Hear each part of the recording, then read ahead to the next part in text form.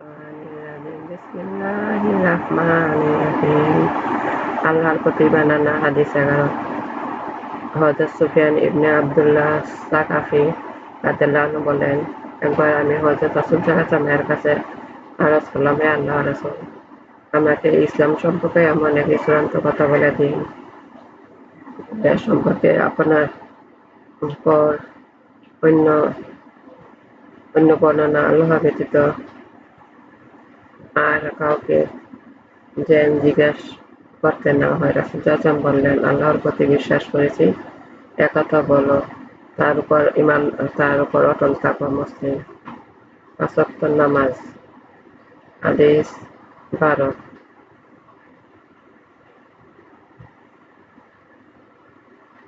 হযরত তালহা ইবনে Ubaidullah রাদিয়াল্লাহু আনহু বলেন, একজন নজদবাসী লোক এলোমেলো কেশে হযরত রাসূল সাল্লাল্লাহু আলাইহি ওয়াসাল্লামের কাছে এসে পৌঁছাল। আমরা তার ফিস শব্দ শুনতে পেলাম, কিন্তু কিছুই বুঝতে পারলাম না। এমনকি সে রাসূল সাল্লাল্লাহু আলাইহি ওয়াসাল্লামের খুব কাছে এসে পৌঁছাল। সে ইসলাম সম্পর্কে প্রশ্ন করছে। রাসূল সাল্লাল্লাহু আলাইহি ওয়াসাল্লাম উত্তরে বললেন, দিনে রাতে ৫ বার নামাজ পড়া। সে বলল, এছাড়া আর কোন নামাজ আমার উপর ফরজ আছে কিনা? রাসূল সাল্লাল্লাহু আলাইহি ওয়াসাল্লাম বললেন, না, অবশ্যই, যদি তুমি স্বেচ্ছায় নফল নামাজ পড়তে চাও। তারপর রাসূল সাল্লাল্লাহু আলাইহি ওয়াসাল্লাম বললেন, রমজান মাসে রোজা রাখো। সে বলল, এছাড়া আমার উপর আর কোন ফরজ আছে কিনা? রাসূল সাল্লাল্লাহু আলাইহি ওয়াসাল্লাম বললেন, না, তবে যদি স্বেচ্ছায় নফল রোজা রাখো। হযরত তালহা রাদিয়াল্লাহু আনহু বলেন, এভাবে রাসূল সাল্লাল্লাহু আলাইহি ওয়াসাল্লাম তাকে যাকাতের কথা বললেন। যে ব্যক্তি জিজ্ঞেস করলেন, এছাড়া আমার উপর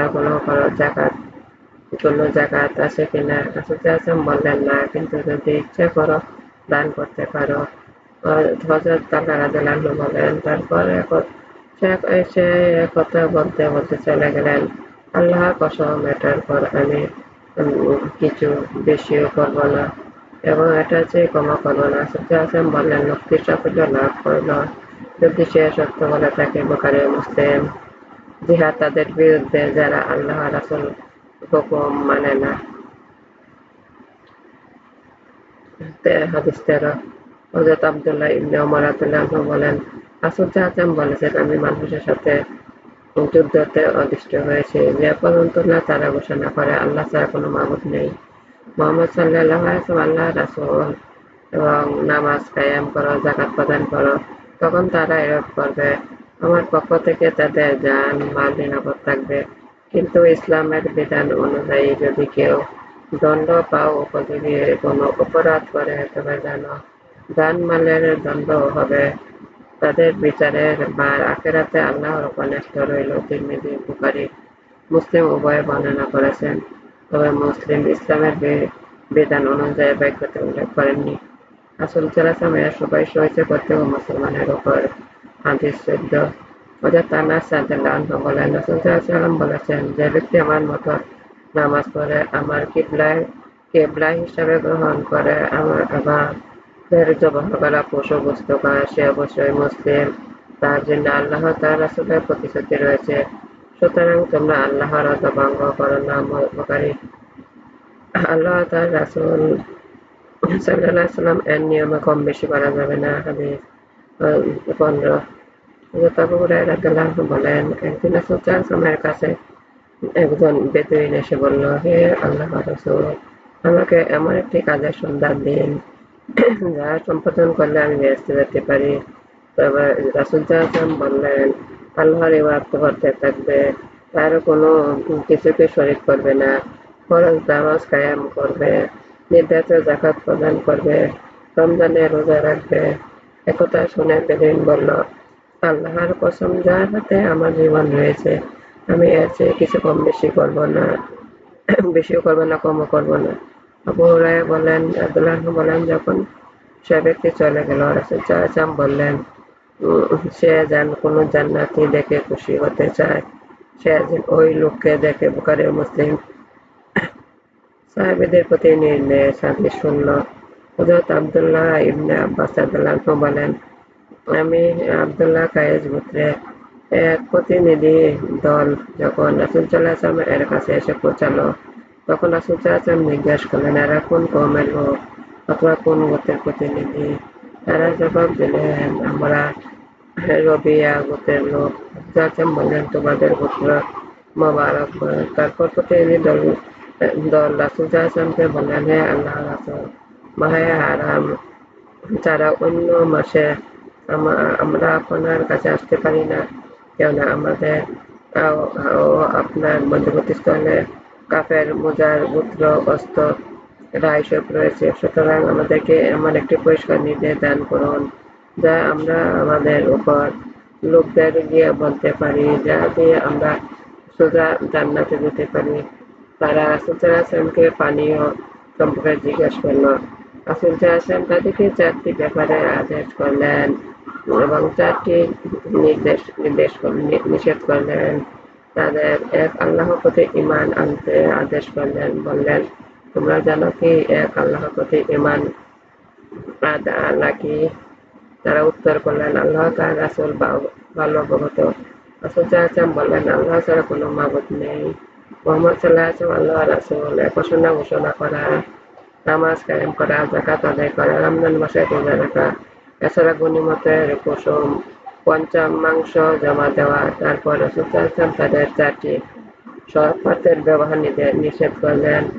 হস্তম, দুম্বা, নাকিব, মুজাফফাত এবং বললেন, এ সকল কথা মনে রাখবে এবং তোমাদের উপর লোকদের বলবে। বুখারী ও মুসলিম। আল্লাহর প্রতি মিথ্যারোপ মানুষের উচিত নয়। হাদিস 17। হযরত আবু হুরায়রা রাদিয়াল্লাহু আনহু বলেন, রাসূল সাল্লাল্লাহু আলাইহি ওয়াসাল্লাম বলেছেন, আল্লাহ তাআলা বলেন, আদম সন্তান আমাকে মিথ্যা প্রতিপন্ন করেছে, অথচ এটা তার পক্ষে উচিত ছিল না। সে আমার মন্দ বলেছে, অথচ এটাও আমার পক্ষে তার পক্ষে উচিত ছিল না। আমাকে মিথ্যা প্রতিপন্ন করা হলো যে সে বলে, আল্লাহ আমাকে কখনো পুনরায় সৃষ্টি করবেন না, যেভাবে আমাকে প্রথম সৃষ্টি করেছেন। অথচ আমার পক্ষে প্রথমবার সৃষ্টি দ্বিতীয়বার অপেক্ষা সহজ ছিল।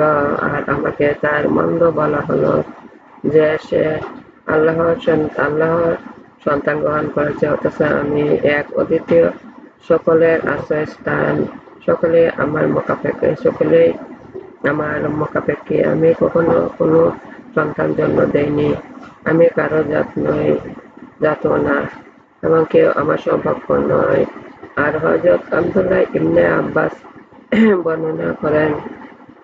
বর্ণনা আছে, আমাদের আদম সন্তানের মন্দ বলা হলো। সে বলল, আমার সন্তান, অথচ আমি স্ত্রী পুত্র হতে পবিত্র। বুখারী। বিশেষ কয়েকটি বিষয়ে বায়াত করলেন। হাদিস 18। হযরত উবাইদা ইবনে সামিত রাদিয়াল্লাহু আনহু বলেন, একদল সাহাবী রাসূল সাল্লাল্লাহু আলাইহি ওয়াসাল্লামকে ঘিরে বসেছিলেন। এমন অবস্থায় তিনি বললেন, তোমরা আমার হতে বায়াত করো। আল্লাহর সাথে কোনো কিছু শরীক করবে না, চুরি করবে না, ব্যভিচার করবে না, নিজেদের সন্তানকে হত্যা করবে না, কারো মিথ্যা অপবাদ দিবে না, কোনো মানব বিষয়ে অবাধ্য হবে না।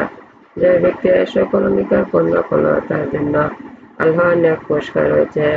অপরপক্ষে যে ব্যক্তি সকল অপরাধের কোনো একটি করবে, এজন্য দুনিয়াতে তার শাস্তি হয়ে যায়, তাহলে সে শাস্তি তার জন্য কাফফারা হয়ে যাবে। আর যে ব্যক্তি সকলের মধ্যে কোনো একটি অপরাধ করেছে, অথচ আল্লাহ তাআলা তাকে ঢেকে রেখেছেন, তাহলে সেটা আল্লাহর মর্জির উপর নির্ভর। তিনি ইচ্ছা করলে তার অপরাধ ক্ষমা করে দিতে পারেন, আর ইচ্ছা করলে এজন্য তাকে শাস্তি দিতে পারেন। হযরত উবাইদা রাদিয়াল্লাহু আনহু বলেন, আমরা এ সকল কথা তার উপর হাত রেখে বায়াত করলাম। বুখারী ও মুসলিম।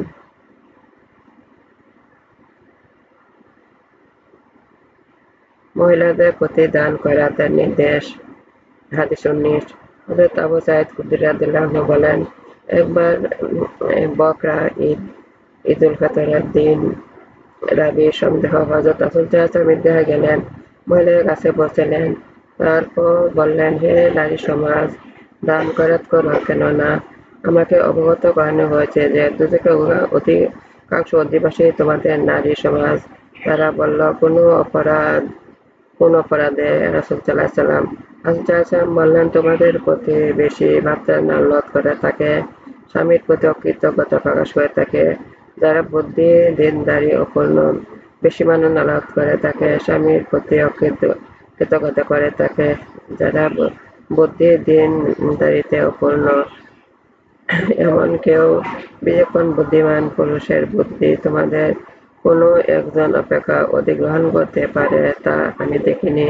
তারা বলল, আমাদের দিন বুদ্ধি অপূর্ণতায় কি? রাসূল সাল্লাল্লাহু আলাইহি হযরত রাসূল সাল্লাল্লাহু বললেন, নারীদের সাক্ষ্য যে পুরুষ সাক্ষ্যের অর্ধেক সমান নহে? তারা উত্তর করলেন, জি হ্যাঁ। তখন রাসূল সাল্লাল্লাহু আলাইহি বললেন, এটি নারী বুদ্ধি অপূর্ণতা। তারপর রাসূল সাল্লাল্লাহু আলাইহি জিজ্ঞেস করলেন, তোমাদের কারো যখন মাসিক ঋতুস্রাব হয় তখন সে যে নামাজ রোজা করে না, এটা কি সত্য নয়? তারা উত্তর বললেন, জি হ্যাঁ। তখন রাসূল সাল্লাল্লাহু আলাইহি বললেন, এটা তাদের দিনের অপূর্ণতা। বুখারী ও মুসলিম। আমার নামাজ, আমার উপাসনা, আমার জীবন, আমার মন সব আল্লাহরই।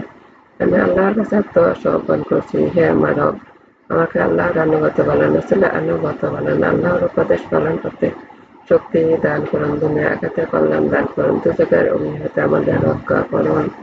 হে আমাদের রব, দুনিয়া আখিরাতে ফিতনা হতে আমাদের রক্ষা করুন। হে আমাদের রব, দুনিয়া আখিরাতে ফিতনা হতে আমাদের রক্ষা করুন। হে আমাদের রব, দুনিয়া আখিরাতে ফিতনা হতে আমাদের রক্ষা করুন। হে আমাদের রব, গুনাহ দেনা হতে আমাদের রক্ষা করুন। হে আমাদের রব, গুনাহ দেনা হতে আমাদের রক্ষা করুন। হে আমাদের রব, গুনাহ দেনা হতে আমাদের রক্ষা করুন। হে আমাদের রব, আপনার কাছে আশ্রয় চাইতেছি বিপদতা হতে, কাপুরুষতা হতে, বয়স্কতা হতে, অন্তরাঘাত না হতে, পরাজাব হতে মুক্তি রক্ষা করুন। হে আমাদের রব, আপনার কাছে আশ্রয় চাইতেছি দুজকের অগ্নি হতে, কবর আযাব হতে, জীবন মরণের পরীক্ষা হতে, খানানার দিনে ফিতনা হতে। আল্লাহ আমার অভিভাবক, আল্লাহ আমার অভিভাবক, আল্লাহ আমার অভিভাবক, আল্লাহ আমার অবলম্বন, আল্লাহ আমার অবলম্বন, আল্লাহ আমার অবলম্বন। আপনার হাতে আমাদের বের করুন, কল্যাণের সাথে আমাদের দাখিল করুন, আপনার সাহায্য শক্তি আমাদের দান করুন। আমার প্রিয় নবী হযরত মুহাম্মদ সাল্লাল্লাহু আলাইহি ওয়াসাল্লামের ওসিলা আমাদের জীবনে গুনাহ ক্ষমা করুন। আমিন। আমার ভিডিওগুলো আপনি একটু বেশি করে শেয়ার করুন, বেশি করে সাবস্ক্রাইব করুন। পরবর্তী ভিডিও দেখার জন্য চোখ রাখুন। পরবর্তী ভিডিওর দেখার আমন্ত্রণ রইল।